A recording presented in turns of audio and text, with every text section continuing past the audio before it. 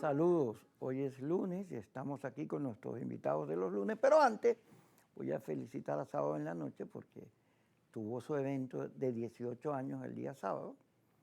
Yo estuve allí, una intervención muy cortica, pero 18 años en televisión, wow, eso es un esfuerzo, eso significa talento, de manera que a todo el equipo, a todos, desde productores hasta sus anclas principales, todos los que han pasado por ahí, mis felicitaciones a Globovisión por tener el tino de apoyar un esfuerzo como ese. Y el show, un buen show, prepararon, mire, bien organizadito, bien producido, cosa que, bueno, a uno lo llena de alegría. Yo lo dije en la tarima, me recordó mucho, porque Buenas noches y Sábado en la Noche salieron en la época, más o menos en la misma época. Y tenían como remoquete la noche. Bueno, estábamos en el mismo canal. Y el hecho que hayan pasado 18 años, wow, habla muy bien de su equipo, de quienes lo dirigen, de todos ellos. No los nombro uno por uno porque son muy largos, mucha gente. A mí me tocó presentar a Sandra Villamizar, que estuvo como, Villanueva, Sandra Villanueva, que estuvo 7 años allí en el equipo, porque por allá ha pasado mucha gente. Sandra Villanueva es la de ahorita, ¿no, Yesenia? Sé que entonces la mente se me desvía. Bueno, después de los reconocimientos, aquí está, usted sabe que los lunes nosotros tenemos, a excepción de Indira y Carlos Raúl, que por su naturaleza están solos, todos los demás son parejas. Bueno, y Manuel Felipe, porque Manuel Felipe es como si tuvieras una biblioteca ambulante.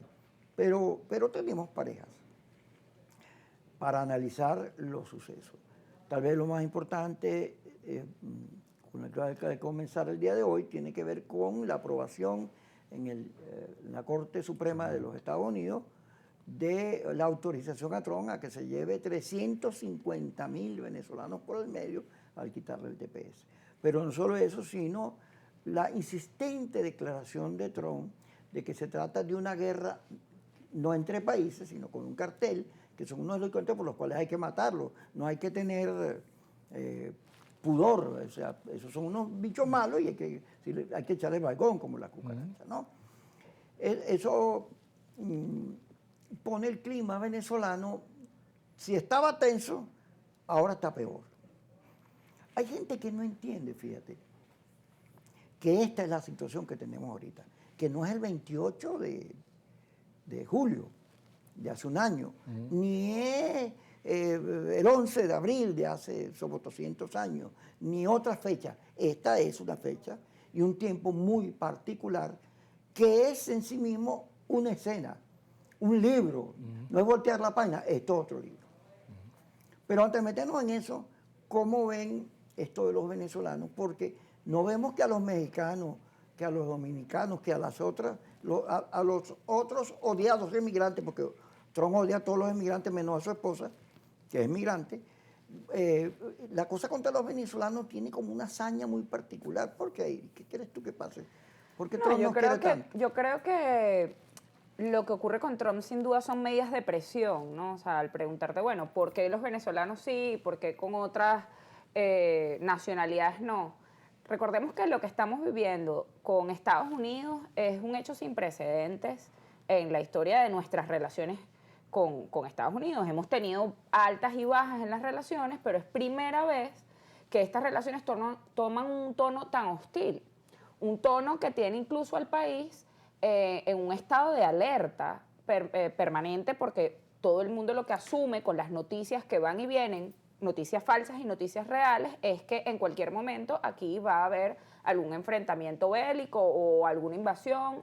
Y yo siento que la medida de presionar a los venezolanos con este tema del TPS, o sea, mandarlos a sus casas, decirles, mira, ya no estás aquí, es una forma de Trump incentivar, digamos, un estallido social interno. Creo que su objetivo final es que los venezolanos asuman esto como que, bueno, mira, por culpa de Maduro, esto nos está pasando a nosotros, es momento de reaccionar. Y yo creo que su cálculo está muy mal hecho, porque al final Lo que no puedes negar es que sí, hubo una migración de venezolanos muy grande a Estados Unidos, pero no puedes negar que esos venezolanos trabajan, que esos venezolanos te pagan impuestos, que esos venezolanos pagan lo que no pagan incluso los propios estadounidenses e incluso otras nacionalidades que no son tan responsables como son los venezolanos en tu país. Entonces yo creo que se está haciendo un daño a sí mismo, un daño a la economía y que al final lo que él quiere lograr no siento que se vaya a dar por lo menos en el corto tiempo. Sí. ¿Cómo lo ves tú? Sí, fíjate una cosa, a mí me parece primero una política tremendamente contradictoria.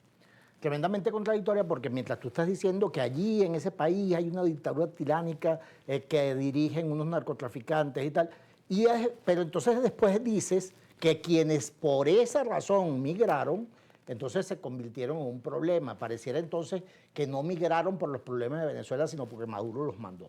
Eso es una historia bastante curiosa, que tiene que ver mucho con la construcción de una narrativa en la que hay que construir un enemigo interno. Sí, se parece un poco a lo que hizo Hitler con la construcción de un enemigo interno. Los judíos son malucos, todos los males que pasan los alemanes después de la Primera Guerra Mundial tienen que ver con esos tipos que son unos malvados y mataron a Jesús. Entonces yo creo que Trump está construyendo en diversas escalas esos enemigos internos que está empeñado en excluir. Yo no descarto la posibilidad de que venezolanos en Nueva York o en Estados Unidos en general y esa especie de secta cubana en Miami estén promoviendo esto y que lo estén promoviendo como una manera de que estos venezolanos regresen a Venezuela a ocuparse del gobierno.